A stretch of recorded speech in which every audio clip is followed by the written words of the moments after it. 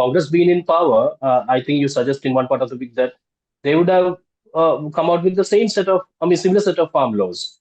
But then when the agitation happened, uh, as the BJP said, they sort of politicized it. So how do you view that?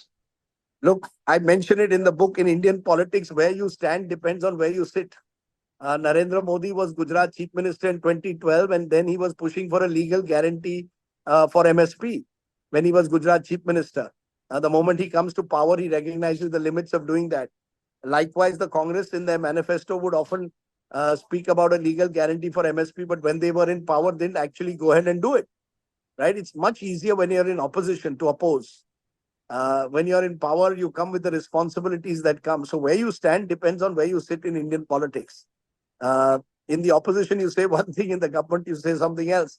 And that's true of so many instances that I cite in the book, where political parties seem to do something very different when they are in opposition, and do exactly the opposite when they're in government. Do you think that's the ultimate problem in Indian politics? Like if you look at the US, the Republican Party and the Democratic Party, they have certain core ideals and core beliefs that they don't compromise on. But when it comes to India, the two main national parties, they seem to, change their positions as per the needs of the hour. So how do you view that? There are ideological fault lines in this country as well. I mean, on certain issues like secularism and all, there are ideological fault lines. I wouldn't say that, there is no ideological fault line at all in India. There are certain core issues that seem to differentiate parties, but over time, ideology seems to matter less and less because all that seems to matter at times is a power grab. You're looking to grab power, whatever it takes.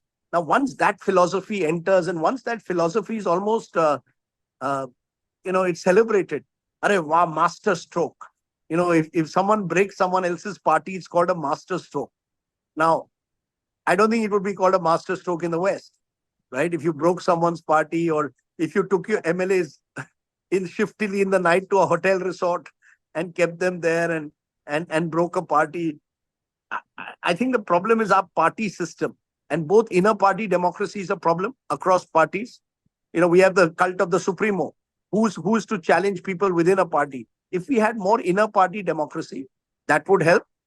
And if we had certain moral, ethical standards for public behavior, maybe we have to do it legally. That if you switch parties, you can't contest elections for 10 years. Something like that. Some kind of, or at least no, you can't hold an office of profit like a ministership.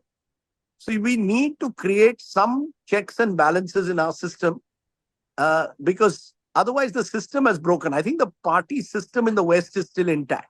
You mentioned Democrats and Republicans. Broadly, whether it's voters, registered voters, whether it's party leaders, it's in India, unfortunately, that party system has broken.